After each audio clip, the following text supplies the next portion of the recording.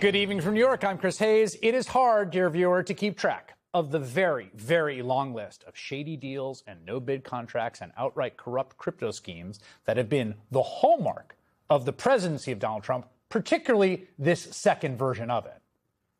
But I ask you tonight to pay attention to the one that he appears to be about to pull off, because it's got to be the greatest heist in American history.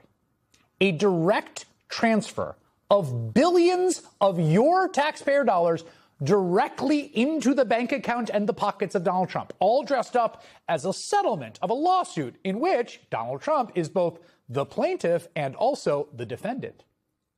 It would be a maneuver that could nearly triple his net worth.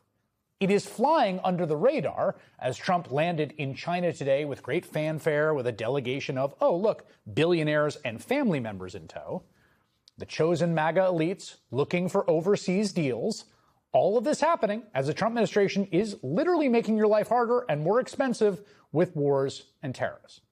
But none of that has stopped Trump from trying to get his hands on more of your money. The New York Times, citing 3 people familiar, reports that in the coming days, Trump's Department of Justice may pay out $10 billion or more to Donald Trump to settle his lawsuit against the IRS. Trump filed that suit back in January, saying the agency should have done more to prevent the leak of his tax returns during the 2020 presidential campaign. The president, in effect, sued himself for more than $10 billion, or he sued the government he controls. $10 billion, by the way, is nearly the entire annual IRS budget. And those dollars, if paid out, would come from the U.S. Treasury, which he also oversees.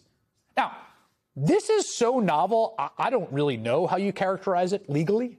Like, we're out past the frontier.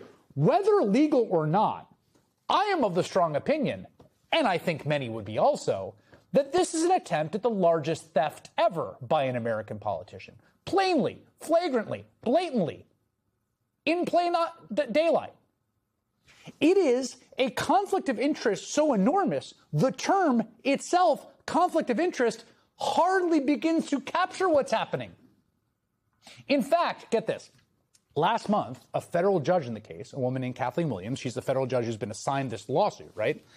She gave Trump's private lawyers and the government's attorneys, right, because it's Trump's lawyers and the DOJ attorneys that he controls, she gave them until May 20th to come back and explain how the case isn't a scam to enrich Trump. She's like, wait a second. The Constitution requires cases or controversies, but I don't see one here. She writes, although President Trump avers he is bringing this lawsuit in his personal capacity, he is a sitting president, and his named adversaries are entities whose decisions are subject to his direction. She added, this raises questions here over whether the parties, Donald Trump and Donald Trump, are truly antagonistic to each other. They would have to be antagonistic to each other for this to actually be a case or controversy as defined by the U.S. Constitution. What the judge is saying is like, I don't think this is actually a real case. It can't be you're on both sides. So the lawyers have one more week to file briefs that would convince the judge to let Trump's $10 billion lawsuit continue. But today, sources tell the Times, quote, White House and Justice Department officials have in recent days been exploring ways to potentially settle the suit before that deadline. Essentially find a settlement that would be agreeable to the plaintiff and the defendant, Donald Trump, and shovel tons of cash over to him in return for him dropping the suit. The mob has a word for that: shakedown. President Trump right now is suing the IRS for a $10 billion shakedown. Think about it. He's suing the federal government that he controls. A check for $10 billion that he hopes to secure that will go to Donald Trump, signed by Donald Trump. And who's paying the check? The American taxpayers. And think of it again. Your taxes, they come out of your paycheck every week, or you wrote a check April 15th. Some part of that is going to end up in Donald Trump's bank account. No one has ever taken as much money in the history of the nation as Donald Trump is attempting to hoover up from the federal government right now. I don't think there's ever been a $10 billion theft. $10 billion. That's the same amount in child care subsidies that Trump froze last year. $10 billion is almost enough to fund federal disaster relief for a year. It is enough to fund the entire National Park Service, one of the great jewels of this nation, for 5 years. You could fund the Peace Corps for 20 years. It could all go straight into the Trump family coffers. I am telling you, there is no scale or precedent for corruption like this in the United States. It would put every other Trump grift to shame. The gold Trump phones that they sold 590,000 of and not a single one is shipped a year later. The just announced Trump Tower in Tbilisi, Georgia. The bid for defense contracts by a drone company that 2 of Trump's sons are backing. The Truth social media empire that lost $406 million in the last quarter alone. The quid pro quo pardons. The dirty crypto token payments from foreign states. And they appear to have gotten sweetheart deals on AI chips, Trump stakes, and on and on and on and on. All of it pales in comparison to this single ploy for $10 billion. Here's a chart of Trump's estimated net worth over time from Forbes. You can see he has already tripled his wealth since coming back in the office. See those big bars over there on that side? That's the Trump presidency. It's been pretty good for his bottom line. He's up to $6.5 billion, billions of dollars while president.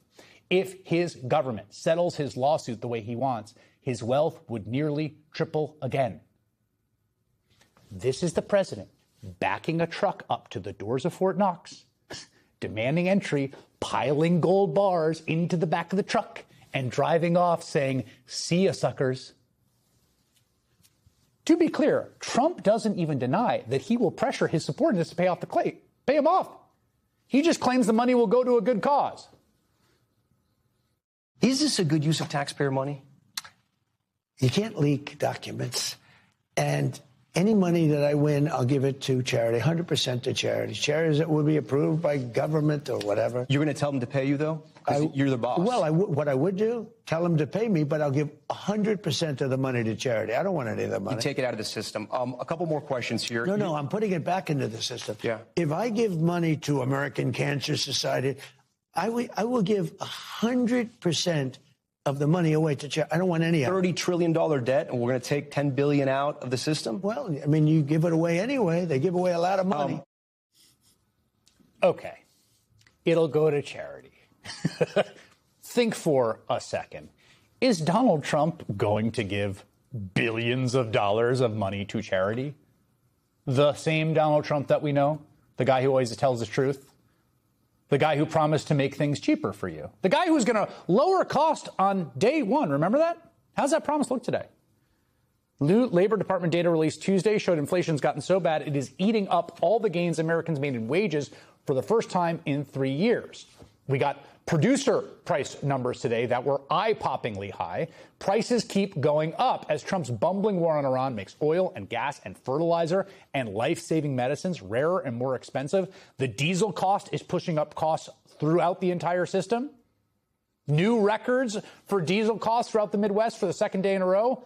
This is what life looks like under a Mad King. Every day brings a new let them eat cake moment. And now, as Americans suffer through the war and the economy that Donald Trump imposed on them, again, unilaterally, by himself, didn't have to do it, did it. He is scheming nearly full time about helping himself to billions more of your money. It has never been clearer who he's looking out for.